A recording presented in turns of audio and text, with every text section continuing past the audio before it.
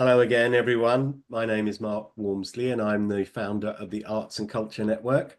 We're a growing global community of over 150,000 now across our 8 LinkedIn groups.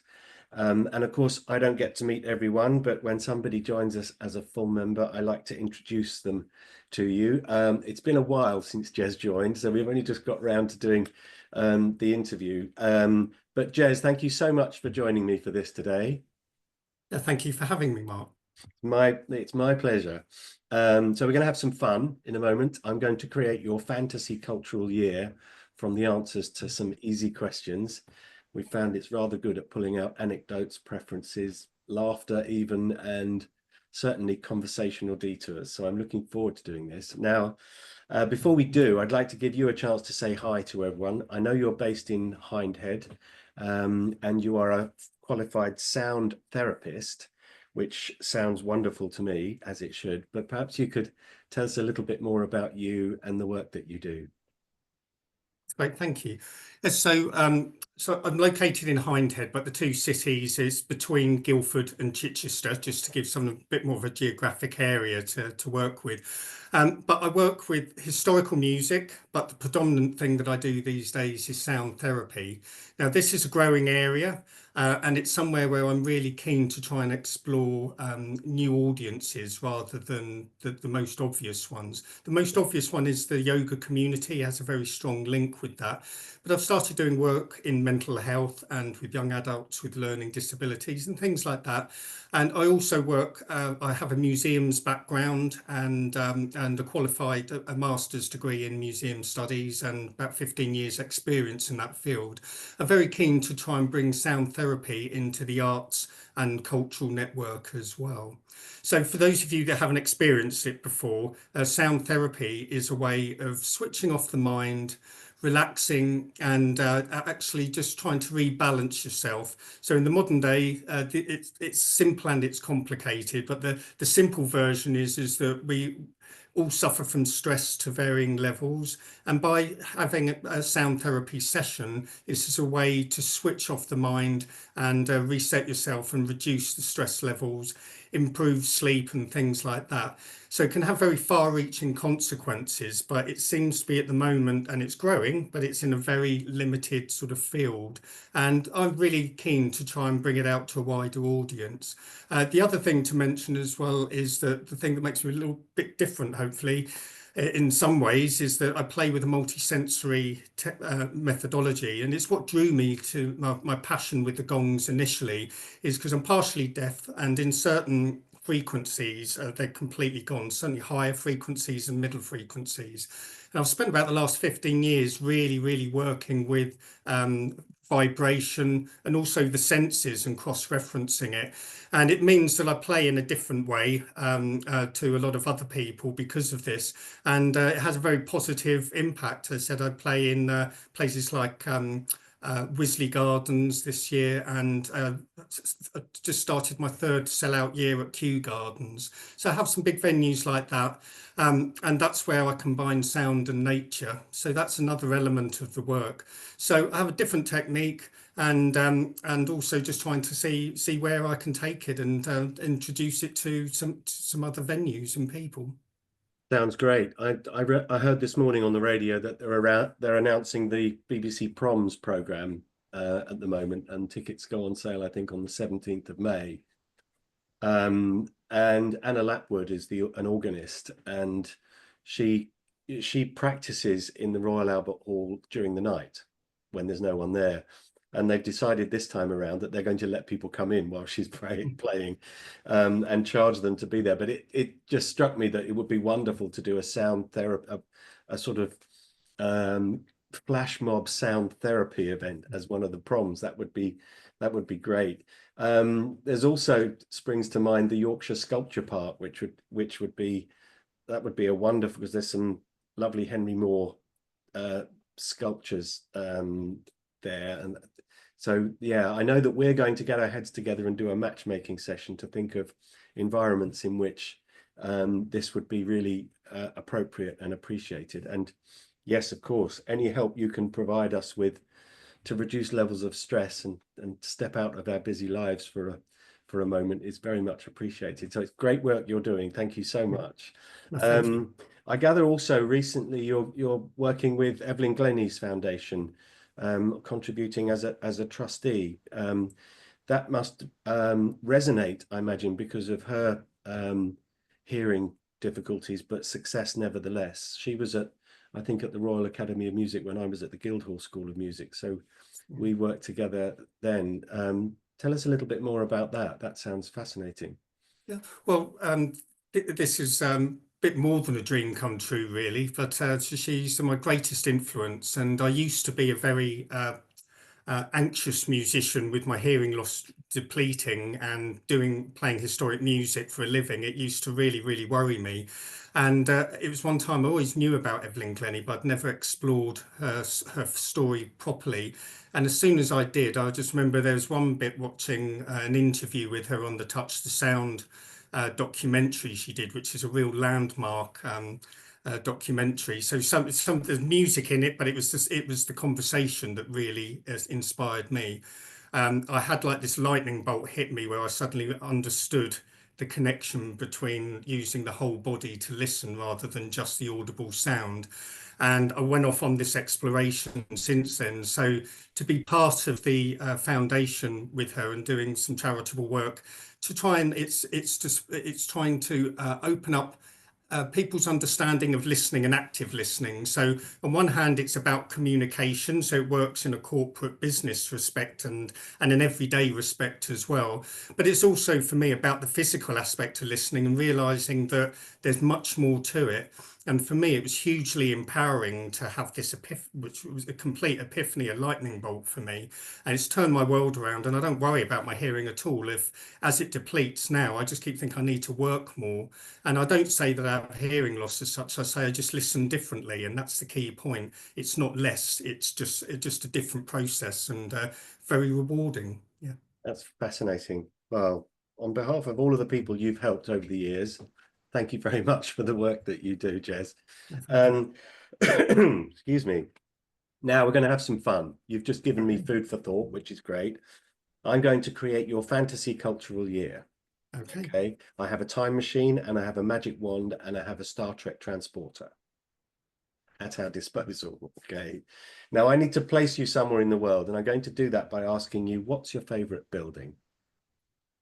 My favorite building. There's probably many I could choose, but in fact, in the whole world, strangely, there's one that's very close to me that's been throughout my life and still keeps giving, and that's Hampton Court Palace in East Molesey. I'm going to, for the benefit of our viewers who are not familiar with it, this is a royal palace in West London, Yes, that's west right. of London. So let me just share my screen and I'll show everybody. There we go. You should be able to see that. There it is. Love it. It's yeah, which monarch built it? Was it Henry VIII? Henry VIII didn't build it, but he did significant modifications to it. So Right. yes, he took it off Cardinal Wolsey because it was a bit too posh for the Cardinal to have, and he wanted it. So There we go. Yes. And they do live events there as well, don't they? They do yes, they do. Yes, concerts. Yeah. So there it is, if anyone wants to go and have a look. Excellent. And also I must just show everybody where they can go to learn more about you. So I'm just going to share that screen again. So here is Jez's website. It's at playingintime.co.uk, and this is where you'll be able to find more information about all the work that he does. And these there we go. There's a lovely set of gongs. What size are those gongs, Jez? 40 to 38 are the size gongs that I normally use. I have got a 44-inch one as well. The bigger gongs I use because you can get more sound out of them, really. I use some of the smaller ones, 32-inch and smaller, just to fill in gaps and colour it. But yeah, those are all between 30 to 40, 38 to 40, should I say. You've reminded me of my time in the percussion section of the City of Birmingham Symphony Orchestra. When you're number 5, you're often playing the gong or the triangle. So there we go. And of course, what's the name of the drummer in Queen? Roger Taylor, I think. Yeah, Roger Taylor. He used to have a huge gong behind him on his set Yes, that's it. all the time. Excellent. That's great. Okay. Thank you. So back to our story. I'd like you to imagine you're sitting in a pop-up cafe in the grounds of Hampton Court. It's a sunny June day. It's 6 p.m. You've had a lovely time visiting the palace, and you're sitting there enjoying the view and the sunshine, and there is a drink to your right. What would I find there? What drink would I have? Well, if it was earlier in the day than that, it'd probably be a strong black coffee. But I think by then, probably a real lemonade or something like that. That's something refreshing by the evening, I think. Okay. And there's a book with you as well. It could be your favorite book. It could be a book that has changed your life or been with you all your life, or a recent discovery. What book would I find next to you? Well, this goes back, just trying to think. There's a lot I could choose from, but the one that jumped straight into my head is a really obscure one about a really obscure musician. So it's called The Fall of Venus by George Cronin. And it was written in the 1930s, and it's about an obscure troubadour musician called Pierre Vidal. And it's based on the historical facts, the little that was known about him, but he fills in the gaps with the story in such a beautiful way. I became quite sort of inspired by Pierre Vidal's music and what we have of it. And it's a delightful book, and probably one of the first sort of historic novels that I'm aware of, really. So yeah, 1934, I think it was written. So it's not easy to find. A little obscure, to say the least. That's great. I love it. I love doing these interviews because I'm informed about other people's preferences, so I can go and follow them. Excellent. Okay, now you're feeling quite pleased with yourself because you've just come from a meeting inside Hampton Court Palace with a wealthy Richmond-based family foundation. Okay, they got wind of the work that you were doing at Kew Gardens, and they would like to hire you for a year. Okay, at great expense, first class all the way, and they would like you to travel the world to create a global league table of sound therapy, where the hotspots are, where it's not quite so common, where their investment will help raise the bar. You get to travel, you can, it's first class all the way, friends and family can come and visit. You can do some performances with you. Your equipment will be shipped out wherever you are. And the idea is that you'll do record a TV series. You'll get a TED talk when you get back. There'll be a book deal in it. And once you've done this research, there's a global university lecture tour afterwards. Right. Does that sound like fun? That certainly does, yes. Excellent.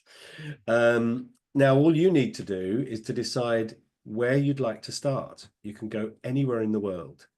Where would you like to start your research into sound therapy? Well, on the basis that it's a relatively limited field as far as modern sound therapy and how it's used, I'd probably start somewhere that's quite close to my heart. I did in Sweden, probably is where I'd start. I did a few years ago, pre-COVID, I did a 3-week, I took 3 weeks off work and went on a research trip looking at intangible cultural heritage and looking at the musical aspect. I interviewed some of the best musicians and looked at the instruments and all of those sort of elements. And even in 3 weeks, I felt like I barely scratched the surface. And I turned it into an hour-and-a-half documentary that I put on YouTube, that's on my website. But I really would love to go back and explore more of the traditional Swedish music, but also the Sami culture up in the northern area, which I'm really fascinated by. Yeah, I'm not sure the gongs have made it that far there. So that'd be a good place to start. So somewhere that'd be close to my heart, and also let's try somewhere new rather than somewhere obvious. Which Fantastic. So what city shall we send you to in Sweden? Well, I suppose start with Stockholm, and Stockholm. then maybe to Gothenburg or somewhere like that. So I go around the big cities first of all, and I had a lovely time up in Östersund, up in the middle, and that's as far as I got. So going up there and further north and explore some of the smaller territories as well. Start with the big cities, I think. Yeah. Okay, so you're on the plane. Okay. You turned left when you got on the plane because you're traveling first class, at the expense of this family foundation. And the waiter brings you a lemonade, and a note from the family foundation. And they'd like to challenge you to listen to one specific genre or type of music for the whole 12 months to the exclusion of all else. If you had to do that, what genre or type of music would you choose?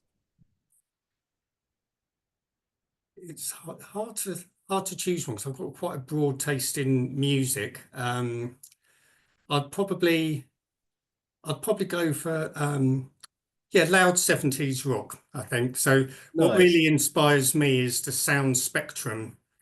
So I work a lot with quiet and almost with silence as well, and quiet, gentle sound. So I think if I was to listen to something, it would be the other end of the sonic spectrum, just for diversity. Love it. Who might feature on your playlist then?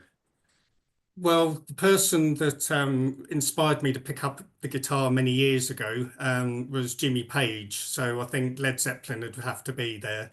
Love it. Deep Purple, Black Sabbath, that kind of thing. So Fantastic. Excellent. Rainbow, Richie yeah, Blackmore, yeah, absolutely. Rainbow. Yeah, well, Yeah. and Excellent. Queen, of Okay. course. We mentioned Roger Taylor, so Queen would have to be in there Oh, as yeah, well. absolutely. Fantastic. Now you arrive in Stockholm and a group of young students have taken you under their wing. They're going to help you settle in. Don't forget, we've got a time machine and a magic wand and a Star Trek transporter here. But they whisk you into Stockholm to a lovely loft apartment overlooking the city. And they say, right, we're going to come back later and take you to a dance-based performance, and then out to dinner. Now, this is where the magic wand comes in and the time machine, because I can put in front of you any dance performance you like. It doesn't have to be Swedish in its cultural origins. We can go back in time. Any dancer, any dance group, any dance style. What would you enjoy watching for a couple of hours? Oh, I have to think for a moment. Um, There's so much to choose from, but I'd probably actually go for the whirling dervishes from Turkey. I've been fascinated from because it's an incredibly visual dance. Well, most dances are, but there's got a certain gravity about and finesse with that style. Been over to Turkey and explored that as some years ago. But again, that would be something I didn't see enough of it. Could easily watch 2 hours of that, I think. Fantastic. Yeah, how they managed to do that without Yeah, falling over, I have no exactly. idea. If I swing my granddaughter around now, I'm nearly falling over. Exactly. I think your sense of balance gets worse as you get older. I think I can't, when the fun fair's in town, I can't do anything that goes round and round anymore. It's properly discombobulating. Anyway, excellent. So yeah, wonderful 2 hour dance performance. Just so happens that the best whirling dervish touring company is in Stockholm, and then out to dinner. Now you can choose the cuisine, the national cuisine. What would you opt for? Stockholm is a cosmopolitan city with anything on offer. Well, the thing is, though, my diet, I'm a vegetarian, sometimes vegans, but I mean, I found, for example, in Turkey, it was really easy. It was either very heavily meat or beautiful salads and real sort of vibrant food.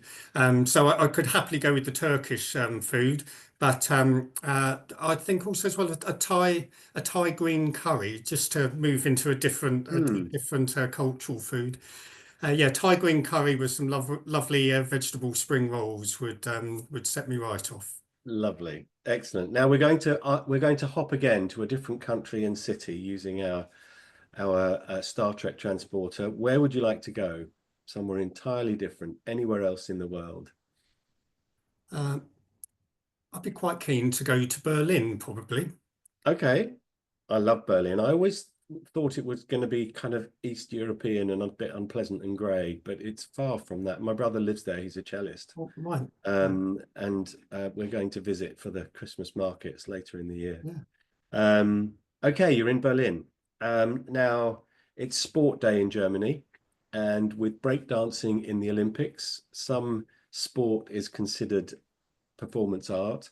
What sport would you like to watch for a couple of hours? Anything you like. Um, I would say possibly I'd probably go for athletics because that's where my father comes from. He was a sportsman in his younger years, and I suppose I still have a quite enough, and I was to an extent. I at least dabbled with it. Yeah, I think athletics. I like the variety with that as well. And Okay, so it just so happens that the World Athletic Championships are happening in Berlin. So we'll go to that. Excellent. Now, I'm going to ask you to hop again. Where would you like to go? Somewhere entirely different around the world. somewhere entirely. Just trying to think. Nepal, probably somewhere. Yeah, somewhere in Nepal. Okay, do they have gamelan there? I think that's further south, but the Yeah. key thing is a lot of the instruments that I play, the older instruments with the traditional gongs, come from around that area, certainly used in that area, and it would be really interesting to take that tour going back to the source and to learn as well, because Mm, it's important to be a sponge and look out as well as in. And yeah, I'd love to see how they use the instruments as well and mm. firsthand. Yeah. Excellent. So we're in Kathmandu, and there is a new digitally enhanced art gallery in Kathmandu, in which you can put on a pair of virtual reality headsets, and step into the work of a famous artist. It becomes three-dimensional. It's 360 degrees. You can walk around in these three dimensions. It might be animated, but it's based on the work of a famous artist. If you could do that, whose work would you like to step into? I'd say the artwork that's most inspired me is the pre-Raphaelites. So it would be, to be fair, you could pick any number, Waterhouse, for example, or Waterhouse or Malaise, say Malaise and Othello. That painting, for example, is I find really captivating. Not the happiest of paintings, but very powerful. Let's have a look. I think Waterhouse did Lady in, I may have done late. I'm trying to think of another one, The Lady in the Lake. It's quite a powerful uh, picture as well. There's various versions. There we go. Let me show. Waterhouse, Lady Macbeth. Um, let's have a look, just so that I can show everybody. There we go. Yes, it's the one you've got your cursor on there. Yes, that one. The Lady of Shalott. Lady of Shalott, that one. Wonderful. Yes. So you can walk along here. You can sit in the boat with her. She's animated. She comes to life. So that's the play. Excellent. What a great choice. No one's chosen that before. I love it. Excellent. So now I'm going to whisk you back to London.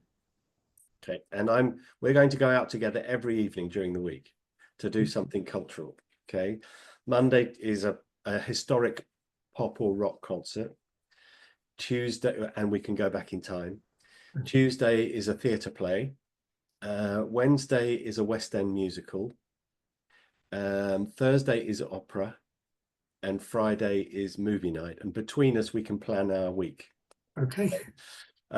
So if you could go, this is a nice one. Is there a concert that you could have gone to and didn't, and now can't, and regret it bitterly?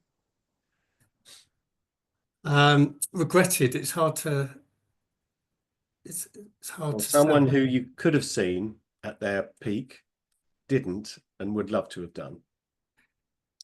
Yeah, I saw.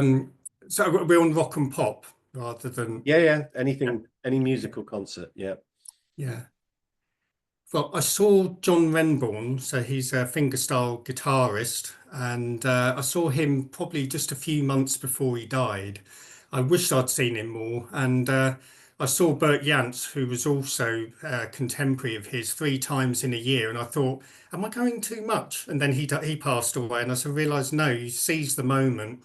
I Mm, probably would love to have seen Pentangle, the band that they were both in together, 60s folk band, seeing the mm, two of them playing off against each other when they've done their, you really plucked something out of nowhere here, but seeing the mm. two of them playing together when they did their duo sort of albums after the band were powerful. See them playing together live would be amazing. So never had the chance, but go back in time, that would be an amazing performance. It's yours. It's yours. There we go. What about a theatre play? We're in London. Well, the obvious one would be Shakespeare, but I would say Macbeth as well. I really find that quite a powerful play. Sort of, there's always lessons to be learnt in Shakespeare, and I think that one about the dangers of over ambition are quite important. And the more you listen and listen to Shakespeare and read between the lines, I find you learn more about it. So I think that's a pretty good one. Yeah. Brilliant. Excellent. What about a West End musical or a Broadway musical? Well, one of my favourite is Les Miserables.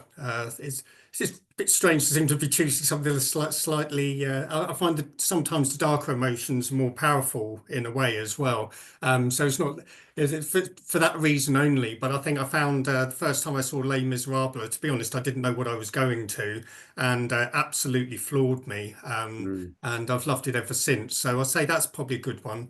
Um, great choice. Love it. I love it too. Um, are you an opera fan? Not really. I appreciate it, but I wouldn't say it's something that I'm very familiar with. So, I so get to choose then, which yeah, yeah, I would be. Listen, I really enjoy to be new experiences and going along with no expectations. So, yes, I'd let that be your choice. I think it would have to be Puccini Turandot at the Royal Ah, at the Opera House. That would be great. Excellent. lovely. And then movie night. I'd like you if you so we're going to the IMAX on London near London Bridge, or by on the South Bank. We've got the place to ourselves, huge screen, surround sound. Is there a movie that you'd love to see in those environments that I may not have seen? So, in an environment like that, you'd be playing off a lot of using a lot of the facilities there to enhance the sound, but it's hard to think in that respect. But one of my favourite films is which you may not have seen, is the Count of Monte Cristo with Guy Pearce in it. It's a fabulous adaptation, and every time I watch it, I find I just drop straight into it. It's never boring, just love every scene in it, and it's about again, I suppose in some respects, ambition and also how and revenge. So it's quite a powerful one. So Guy Pearce used to be in Neighbours many decades ago, and then moved Yeah, into sort of doing films, and sort of amazing actor. So he plays quite a powerful role in that film. yeah. I've made a note because I want it's 2002. Henry Cavill is in it as well. Yes, Um, that's Prime, Apple, and YouTube. So for anyone who wants to have, I've not seen it, so that's a great choice. So I'm going to watch yeah, that tonight while I'm working late. it's an absolutely fabulous movie that. Oh, great. Excellent. Thank you for that. Right. We're nearly there. So you're about to go off and spend the rest of the year doing this research project.